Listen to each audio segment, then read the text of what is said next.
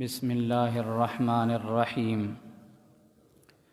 अल्हम्दुलिल्लाहि रब्बिल आलमीन वल आक़िबतु लिल मुत्तक़ीन वस्सलातु वस्सलामु अला अशरफिल अंबियाइ वल मुरसलीन सय्यिदिना व नबिय्यिना व मौलाना मुहम्मदिन व अला आलिहि व अस्हाबिहि अजमाइन।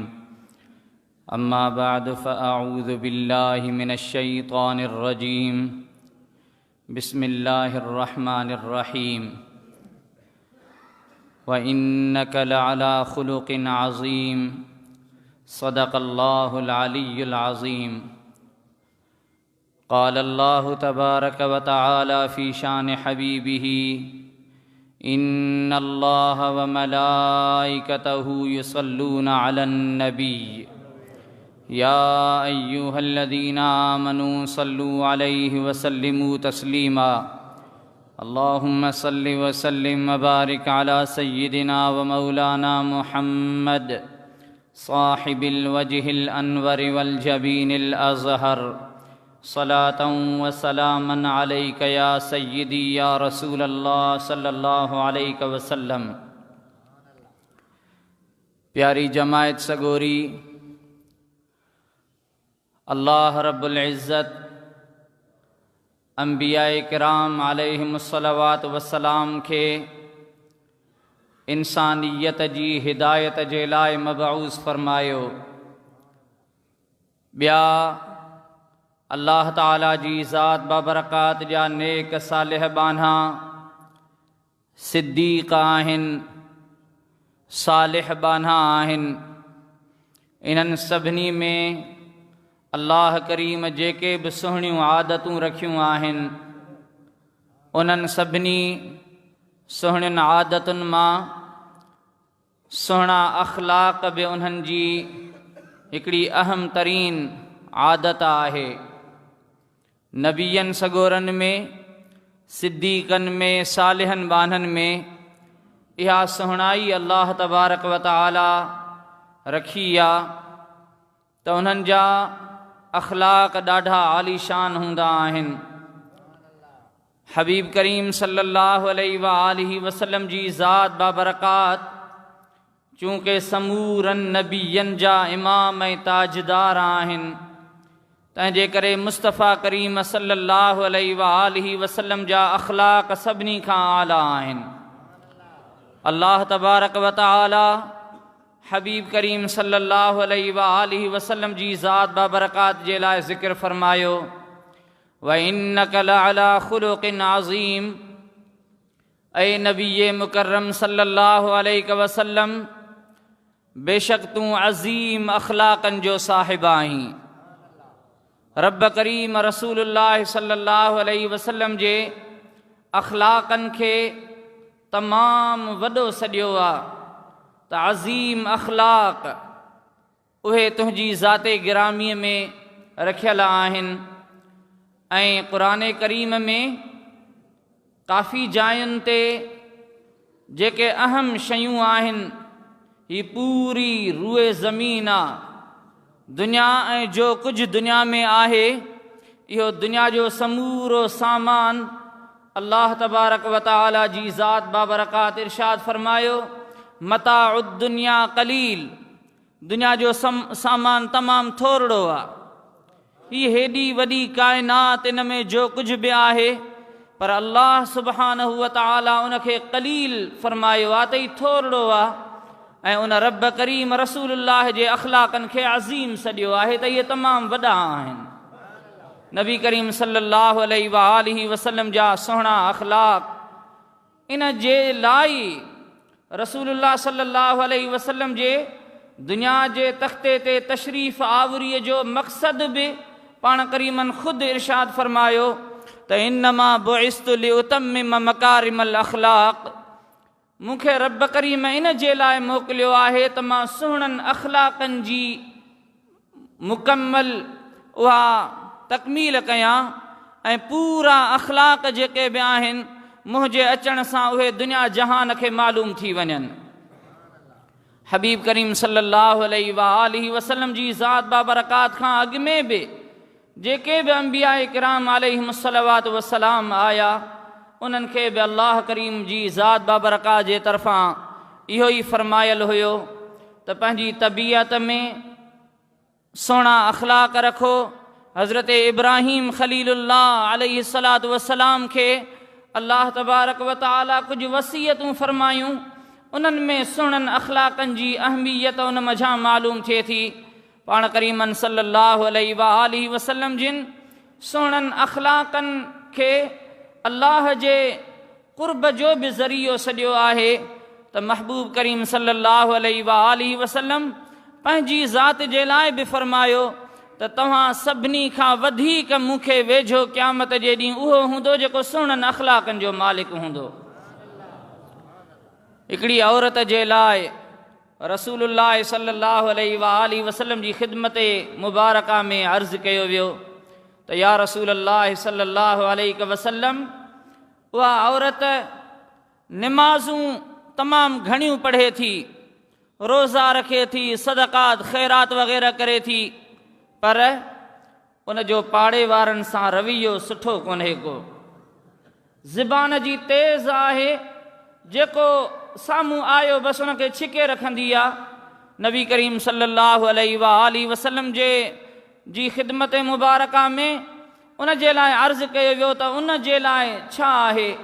पाण करीमन सल्लल्लाहु अलैहि वसल्लम जिन फरमायो त हीअ फिन्नार, इहा जहन्नमी आहे। अख़लाक़ सुठो न आहे, इबादतूं केतिरियूं बि सुहिणियूं हुजनि, उहे इबादतूं अख़लाक़ जे मुक़ाबले में क़तई तरह सां कोन थियूं उन जो पूराओ करे सघनि। अख़लाक़ सुहिणो हुजे। वरी अर्ज़ु कयो वियो त या रसूलल्लाह सल्लल्लाहु अलैहि वसल्लम, हिकिड़ी औरत आहे जंहिंजूं निमाज़ूं घटि आहिनि, रोज़ा सदक़ात ख़ैरातूं वग़ैरह उहे घटि आहिनि, पर उन जा अख़लाक़ ॾाढा सुहिणा आहिनि। जंहिंजे साम्हूं अचे त उहो उन जे सुहिणनि अख़लाक़नि जी तारीफ़ करण खां सवाइ रही कोन थो सघे। नबी करीम सल्लल्लाहु अलैहि वसल्लम फरमायो त हीअ फिल जन्नह। सुभान अल्लाह। जेकॾहिं अख़लाक़ सुहिणा आहिनि त पोइ जेकॾहिं इबादत रियाज़त में कमी कोताही आहे, ॿिया मुआमलात आहिनि, त हबीब करीम सल्लल्लाहु अलैहि वसल्लम ॼण त इहो वाज़े फ़रमाए छॾियो त उन जूं जेके कसियूं पकियूं ॿियूं ॻाल्हियूं आहिनि उहे हुननि जे अख़लाक़नि जे करे उहे माफ़ थी वेंदियूं। पाण करीमन सल्लल्लाहु अलैहि वसल्लम जिन जे ज़ाते बाबरकात में जेके रब करीम सुहिणा अख़लाक़ रखिया हुया, अमड़ आयशा सिद्दीक़ा तय्यबा ताहिरा रज़ी अल्लाह तआला अन्हा खां जॾहिं पुछो वियो पाण करीमन जे अख़लाक़नि जे बारे में, त अमड़ साण फरमाईंदी हुई त कान ख़ुलुक़ुहुल क़ुरान। नबी मुकर्रम नूरे मुजस्सम सल्लल्लाहु अलैहि वसल्लम जा अख़लाक़ मां तव्हांजे आॾो हिकिड़ो हिकिड़ो करे कहिड़ो बयानु कयां। बसि क़ुरान करीम वञी पढ़ो। क़ुरान करीम में जेके बि हुक्म आहिनि रसूलुल्लाह उन्हनि हुक्मनि जो मजमूओ हुया। हबीब करीम सल्लल्लाहु अलैहि वसल्लम जा अख़लाक़ क़ुरान ई आहे। क़ुरान ज़ाहिर आहे त मुकम्मल ज़ाबिते हयात जो उहो किताब आहे, जंहिंमें इंसानियत त मख़लूक़ आहे। इंसानियत जूं भलायूं कहिड़ियूं आहिनि उहो उन जे ख़ालिक़ खां वधीक केर बि कोन थो ॼाणे। इंसान जी भलाई कहिड़ी शइ में आहे, उनखे नुक़सानु कहिड़ी शइ में आहे, इहो असांजो जेको ख़ल्क़ींदड़ आहे, जंहिं रब करीम जी ज़ात बाबरकात असांखे ख़ल्क़ियो आहे, उहो ई असांजूं बहितरियूं असांजे ज़िंदगीअ में जेके नुक़सानात आहिनि उहे रब करीम बहितर ॼाणे थो, जंहिं असांखे ख़ल्क़ियो आहे।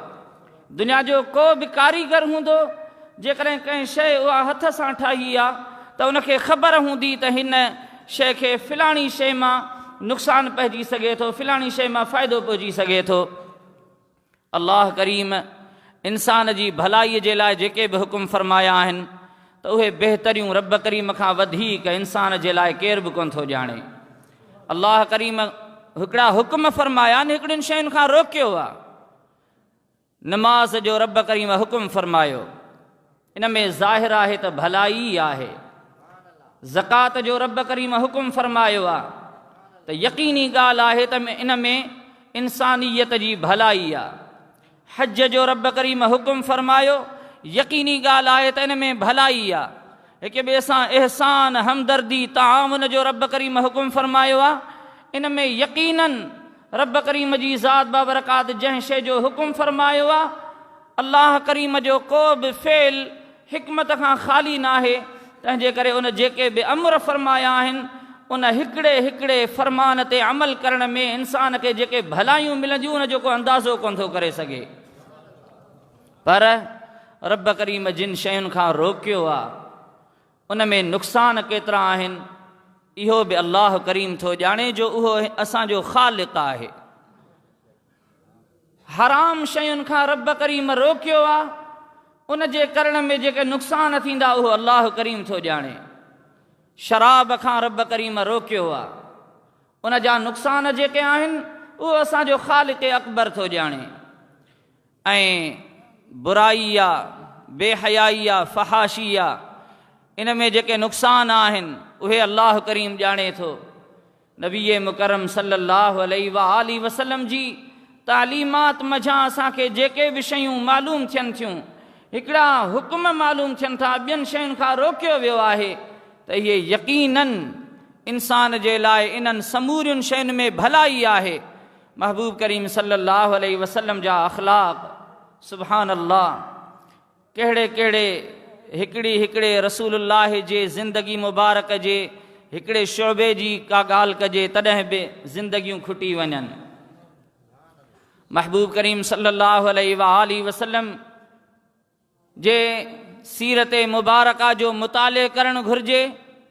ख़ासि तरह सां हिन उम्मत खे मां बार बार अर्ज़ु कंदो आहियां त ग़ैर मुस्लिम बि रसूलुल्लाह सल्लल्लाहु अलैहि वसल्लम जी ज़िंदगी मुबारक जो मुताले करे उनखे पढ़ी करे उहे भलायूं हासिल करे वठनि था, उन्हनि ते अमल कनि था ऐं उन मां उहे नफ़ा वठनि था।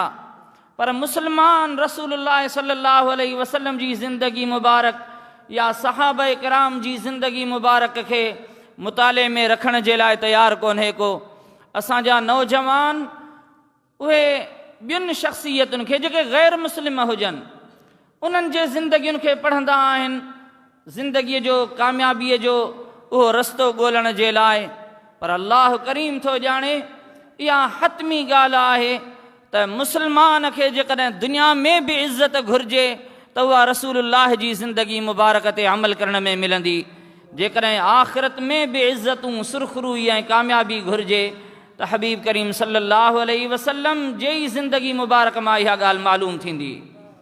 पाण करीम सल्लल्लाहु अलैहि वसल्लम जिन फरमाईंदा हुया अला अदुल्लुकुम अला ख़ैर अहलि दुनिया वल आख़िरा।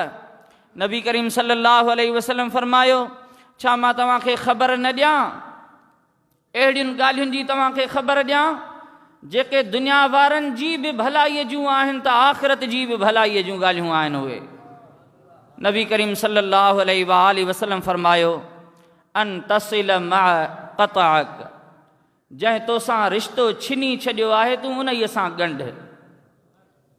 हिकिड़ा त अहिड़ा मिट माइट आहिनि जिन सां ताल्लुक़ जुड़ियल आहे, रिश्तो ॻंढियल आहे, पर अल्लाह जे हबीब करीम सल्लल्लाहु अलैहि वसल्लम फरमायो त तूं उन ई सां ॻंढींदे जंहिं तोसां छिनियो आहे। वन तुअती मन हरमक, जंहिं तोखे महरूम कयो आहे, जंहिं तोखे न ॾिनो, तुंहिंजी ज़रूरत जे वक़्त ते जेको तुंहिंजे कमु न आयो आहे, हबीब करीम सल्लल्लाहु अलैहि वसल्लम फरमायो त तूं उन सां अताऊं कर। जंहिं तोसां चङाई न कई तुंहिंजे ॾुखे वक़्त में, त इहो त मामिलो सवलो आहे न, त भई जेको असां सां हमदर्दियूं करे थो असां बि बदिले में उन सां हमदर्दियूं कयूं, इहा त ॻाल्हि सवली आहे, हर को करे वठंदो। पर हिन मुआशिरे जी इस्लाह बहितरी उहा इन ई में आहे जो जेकॾहिं केरु तोसां ग़लति करे थो त उन ई सां तूं जॾहिं हमदर्दी कंदे त उहो यकीनन हिकिड़े ॾींहुं मजबूर थी करे तोसां उहो महिरबानियूं करणु लॻंदो। रसूलुल्लाह सल्लल्लाहु अलैहि वसल्लम फरमायो, जंहिं तोसां ज़ुल्म कयो आहे तूं उन ई सां भलायूं कर। त चङायूं जंहिं कयूं आहिनि उन सां त हर को चङाई करे, पर जंहिं ग़लति कयो आहे असां सां उन सां जेकॾहिं वरी वरी हली करे माण्हू ॿ विखूं अॻिते खणी करे पाण वञी करे मिले त इन सां जेका मुआशिरे में बहितरी ईंदी तंहिंजो अंदाज़ो केरु कोन थो करे सघे। हबीब करीम सल्लल्लाहु अलैहि वसल्लम जी ज़िंदगी मुबारक मां इहे ॻाल्हियूं मालूम थियनि थियूं। हज़रत पीर साईं रोज़े धणी रज़ी अलाह ताला अन्हु जी ज़िंदगीअ में खोड़ सारा अहिड़ा मिसाल आहिनि। हिकिड़ो बुज़ुर्ग आहे, चङो भलो कंहिं गादीअ जो साहिबु आहे। उहो पीर साईं रोज़े धणी रज़ी अलाह ताला अन्हु सां हमेशह हिकिड़ो दुश्मनीअ वारो अंदाज़ रखंदो हुयो। पीर साईं रोज़े धणी रज़ी अलाह ताला अन्हु जिन उन रसूलुल्लाह सल्लल्लाहु अलैहि वसल्लम जे बचड़े जा अख़लाक़ करीमाना सुबहान अल्लाह। पोइ जॾहिं ख़बर पई हज़रत रोज़े धणीअ खे त उहो बुज़ुर्ग दरगाह मुबारक जे वेझो किथे दावत ते तशरीफ़ वठी आयो आहे त मुंहिंजे महबूब मुर्शिद करीम जे सुहिणे अख़लाक़ दा क़ुर्बान वञिजे। पाण फ़क़ीरनि खे जमायत खे फ़रमायूं त ख़बर पई आहे त इहो बुज़ुर्ग असांजे पाड़े में आयो आहे राति दावत ते, हलो त हली उन सां मिली अचूं। पीर साईं रोज़े धणी रज़ी अलाह ताला अन्हु जिन जमायत सां तशरीफ़ वठी विया, उन इहे बुज़ुर्ग सां मिली आया।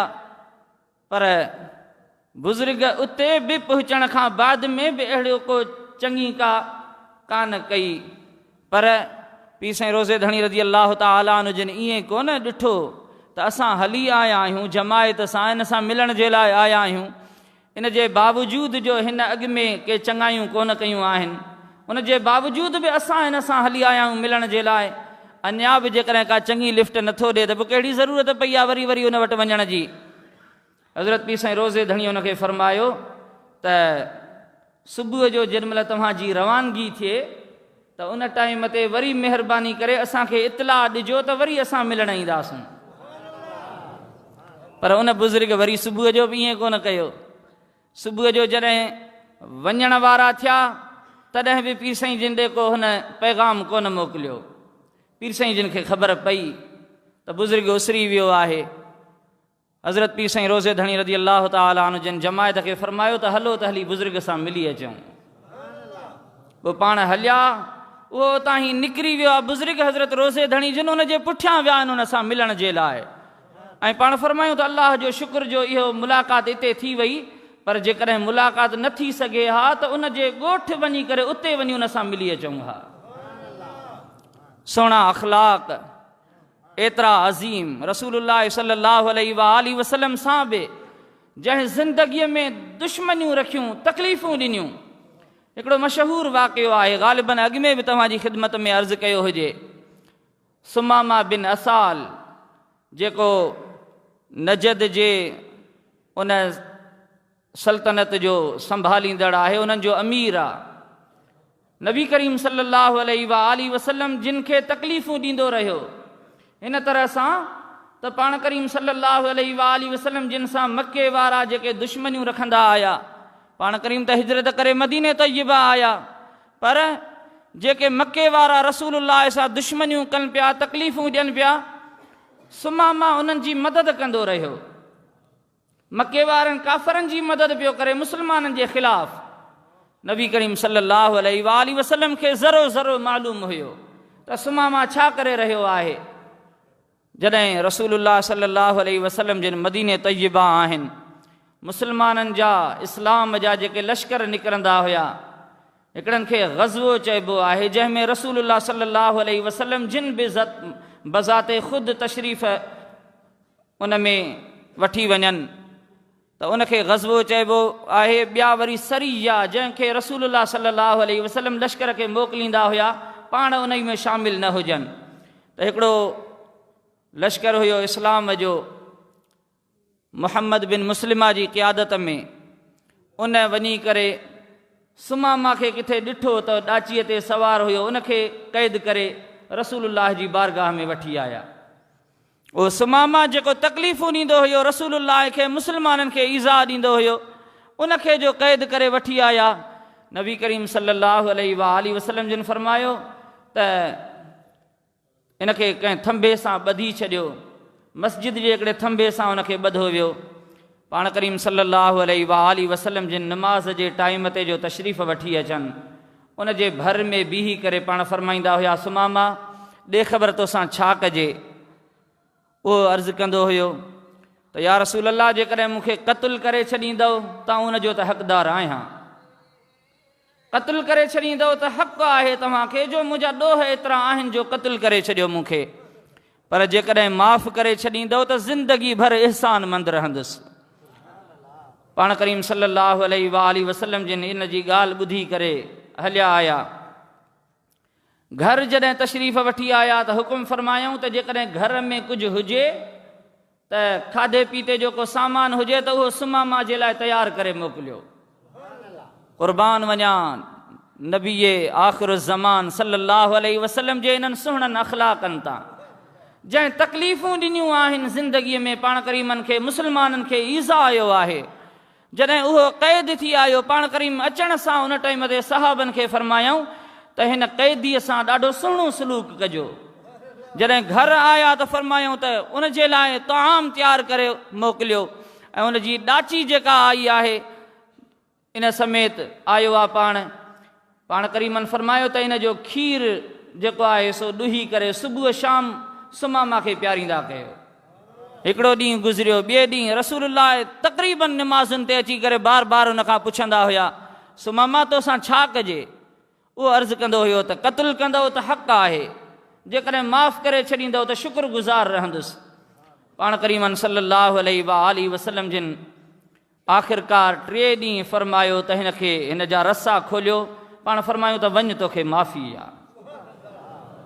हबीब करीम सल्लल्लाहु अलैहि वसल्लम जो इनखे ईअं माना माफ़ी ॾेई छॾी त उनखे सम्झ में ॻाल्हि न पई अचे त हीउ मूंसां छा थी रहियो आहे। उनजो त ख़्यालु दुनिया जे बादशाहनि ते हूंदो न त केरु कंहिंखे ईअं माफ़ियूं ॾींदो आहे। बादशाह जेकॾहिं कंहिंजे मथां ताक़त पंहिंजी आज़माइणु चाहे थो, पंहिंजो धाको ॼमाइणु चाहे थो त उहो छा छा न कंदो आहे ज़ुल्म। अॼु दुनिया में ॾिसो त पंहिंजी ताक़त रुगो दुनिया खे ॾेखारण जे लाइ लखनि जे तादाद में नाहक जानियूं ज़ाया कयूं वञनि थियूं। पूरा मुल्कनि जा मुल्क तबाह कया था वञनि। इहो सभु कुझु कयो वेंदो आहे सिर्फ़ु पंहिंजो धाको ॼमाइण जे लाइ। पर ही रसूलुल्लाह सल्लल्लाहु अलैहि वसल्लम पूरी काइनात जो इमाम आहे, ताजदार आहे। अल्लाह तबारक व तआला जी ज़ात बाबरकात उनखे अॼु ताक़त ॾिनी आहे, सभु कुझु आहे। पर रसूलुल्लाह सल्लल्लाहु अलैहि वसल्लम जो अख़लाक़ करीमाना ॾिसो।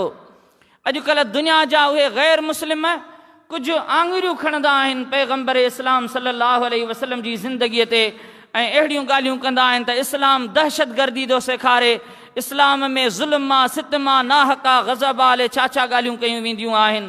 पर यकीन ॼाणियो जेकॾहिं इस्लाम जी ज़िंदगी ऐं इस्लाम जा जेके उसूल आहिनि या पैगंबर इस्लाम सल्लल्लाहु अलैहि वसल्लम जी ज़िंदगी जेकॾहिं दुनिया उहो तअस्सुब जो चश्मो लाहे करे पढ़े त हर कंहिंखे ॾंदे आङुरियूं अची वेंदियूं त अहिड़ो मुहसिने काइनात त अॼु ताईं को थियो ई कोन्हे को। हबीब करीम सल्लल्लाहु अलैहि वसल्लम उनखे माफ़ कयो। उहो आस्ते आस्ते विखूं खणंदो करे मस्जिद मां निकिरे पियो त ख़बर न आहे मतां मूंसां दोखो थी रहियो आहे, मूंखे ही क़त्ल कंदा, ईअं कीअं मूंखे छॾींदा। जॾहिं ॿाहिरि मस्जिद मां निकिरी वियो त वेझो जेको बाग़ हुयो उन में वञी करे विहिंजी कपिड़ा धोई करे पाक साफ़ थी आयो। रसूलुल्लाह सल्लल्लाहु अलैहि वसल्लम फरमायो, कीअं मोटी आए? चई त अल्लाह जो कसम आहे, अॼु खां अॻु में अव्हां जी शख़्सियत खां वधीक नफ़रत वारी शख़्सियत मुंहिंजे अखियुनि जे आॾो का हुई कान का। पर रब करीम जो कसम आहे त अॼु खां बाद में तव्हां खां वधीक महबूब को दुनिया में मुंहिंजे लाइ ॿियो आहे ई कोन को। अॻु में ही शहर मूंखे नफ़रत वारो शहर लॻंदो हुयो, पर अॼु इहो मदीनो तय्यबा अल्लाह करीम उनखे इज़तूं ऐं बरकतूं बख़्शे। अॼु इहो मदीनो तय्यबा मां सम्झां थो त दुनिया जा शहर समूरा मदीने तां घोरे छॾिजनि। हबीब करीम सल्लल्लाहु अलैहि वसल्लम जी बारगाह में अर्ज़ु कयईं, अॼु खां अॻु में ईअं हूंदी हुई मुंहिंजी दिलि जी कैफ़ियत जो मां सम्झंदो हुयुसि त इस्लाम खां वधीक नफ़रत वारो को पैगाम कोन्हे को।